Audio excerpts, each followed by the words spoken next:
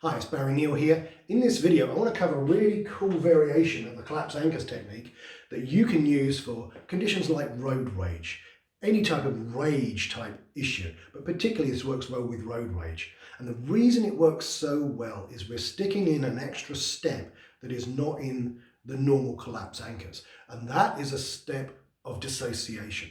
The problem with rage is that it's such an overwhelming emotion that just trying to collapse the anchors on it quite often isn't enough. We need to stick dissociation in the middle of it. And by doing that, it creates some distance so that person can just step back and then come back in with more resources. And this is really, really crucial. Now, the great thing about road rage is that it's one of these things that's quite topical. And as a result of that, it's something that you can probably get on the local radio station to talk about or in the local papers. So you can get loads of free publicity, i.e. free clients, by being an expert in this particular area. So for those of you who have looked at my collapse anchors video, you'll see some of this is quite familiar. But if you haven't, go back and have a look at the collapse anchors video, because that will give you the basis behind what we're going to do. But this is adding an extra step.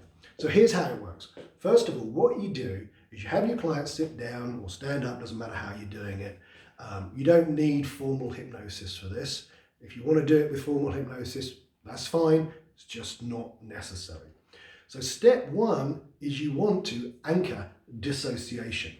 So if you don't know what an anchor is, there's a video on that earlier in the series. So step one, you anchor dissociation. So how do you do that? Okay, here's what you do. You have them sitting down, for example, and then you say, I want you to see yourself from my point of view. Or imagine floating out of your body, going to the other side of the room and looking back at yourself sitting here. Yeah. Now you as the therapist always want to be calibrating to pay attention to their non-verbal responses, what are called in NLP terms the beamers, the behavioural modifications of an internal representation. Who comes up with this stuff? But you need to be paying attention to your client. So have them float out and see themselves from a different perspective. It might even be that they float up above and look down on themselves. As they do that, then you anchor. So that's going to be anchor one. You can anchor it in on one of their knuckles or on their shoulder or on their hand, wherever it is. But remember where that anchor is. Remember specifically where it is. In the old days when we used to be taught anchoring, what they would teach you to do is put a bit of chalk on your finger and then anchor the person, and then you'd know exactly where it was, which is a great idea. Just a bit of a problem if you have to pay for your client's cleaning bill. But you need to be very precise with your anchoring. So if you're going to anchor on, say, on the knuckles, make sure you anchor this state on the first knuckle and maybe one of the other states on another knuckle. Make sure that there's a clear distinction between them. Really important. So we anchor dissociation. So that's anchor one. Okay? So now we want to anchor the problem state. So we find out, okay, so tell me about this situation. What's it like when you're in your car and maybe someone cuts you up and they go, oh my God, I just feel like, tell them I want to just chase after them, I want to kill them. Great. As they feel that feeling, anchor that. Anchor the problem state. That's anchor two. Okay. Now what we're going to do is we're going to chain those two anchors together. Now, what do I mean by that? Well, that means we're going to link them together. So we're not going to collapse them, we're going to chain them. So we're going to fire one, then fire the other one, and they're going to link together. So what we do is we say, okay, so we've anchored the problem state in a separate location. Yeah. So what we do is we fire anchor two, so they start going into the state. As they start going into the state, we then fire anchor one and say to them, now come out of that and see yourself from across the room, or float up above that and see yourself down there. Right? And we do that several times. We condition that in. Fire two, fire one. Then we break the state, have them think about again, put them in the problem state again, fire 2, fire 1. Do this several times. Now, if you've done this correctly, what you should see is as you fire 2, they should start to go into the problem physiology, but then go into the beamer of the dissociation. Now, that's how you know if you've actually changed it, because you should be able to fire 2 and it automatically go into 1. Yeah, does that make sense? So hopefully that does. So you're chaining those 2 together.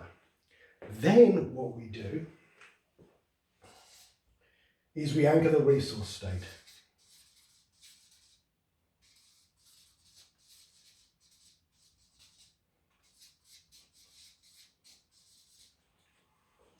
So you then say, okay, so that's how you've been. How do you want to be that's totally different? If you could be anywhere in the world that's different from how you've been, how would you like to be? Now notice that's a different question from what do you want? A lot of times NLP trainers will teach you to, when you're asking for an outcome, to ask the question, what do you want? Well, there's a problem with that because most often people say, well, I don't want to fly into a rage. I don't want the problem. But if you ask the question, well, how do you want to be different? That takes them into a totally different way. And ideally what you want to do is you want to be getting them to look up and to their right. So their eyes go up to their right so that they're in visual construct, so that they're constructing an image of how they'd like to be. Then we fully associate them into that state and we anchor that. So now we've got 3 anchors. Now, what I would also recommend is that at this stage, what you do is you also anchor in what's called an auditory digital anchor as well. And that is something they're going to say to themselves when they dissociate. Now, it's really common that people with road rage are also not the world's most perfect drivers. They have probably, at some point in their life, cut someone up, driven erratically, had their mind wander and crossed a lane or something like that at some point in their life. And you would say to them, okay, have you ever done this type of thing yourself? And they probably go, oh yeah, I suppose so. So what you want to do is you want to, as they dissociate, so when you're firing this anchor here, number 2, as they dissociate, have them say, you know what, I've done that.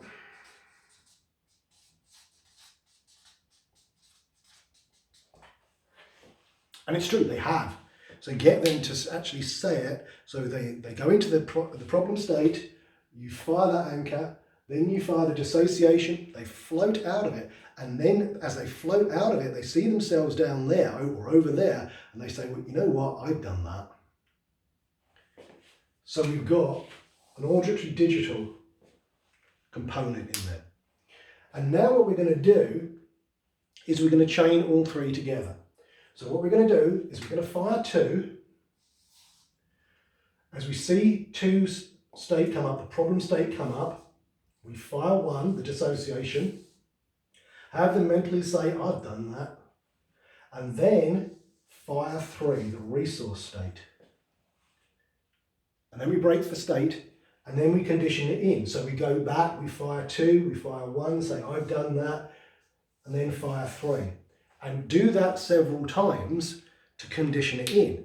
Then what you want to have them do is now have them think about being in that problem state, being in their car, someone cuts them up, and then notice what happens. Because what should happen is you should see the physiology of the problem state begin to come up, then you should see the dissociation and the I've done it, and then they should go into the resource physiology if you've chained them properly. And if you haven't, you just go back and do it again. But the key is chaining 1, 2, 3 so that they fire off automatically. So that the moment they're in their car, if someone cuts them up, they mentally dissociate for a second and go, you know what, I've done that. You know, geez, oh my God, I've done that. And then they go into the resource state, whatever that is, and they let it go. I hope that makes sense. This is a really cool technique and it works with loads of different types of rage, not just road rage. So if you've got someone who's got, rage issues, this is the technique to work. It works really, really well if you put that dissociation in, because sometimes people do just need to step back and then come in and be more resourceful. We've all used this turn of phrase before. You know, sometimes you just need to step back and go in and be more resourceful. Well, that's how we do it. We mentally dissociate and then come in being more resourceful. So this is a great technique. Have some fun with it. Always use humor in your sessions, and let me know how well it works. It's a great technique, and it's a real reputation builder. You can get some great publicity in the local press and on the radio by becoming the expert in road rage. So hope to see you soon.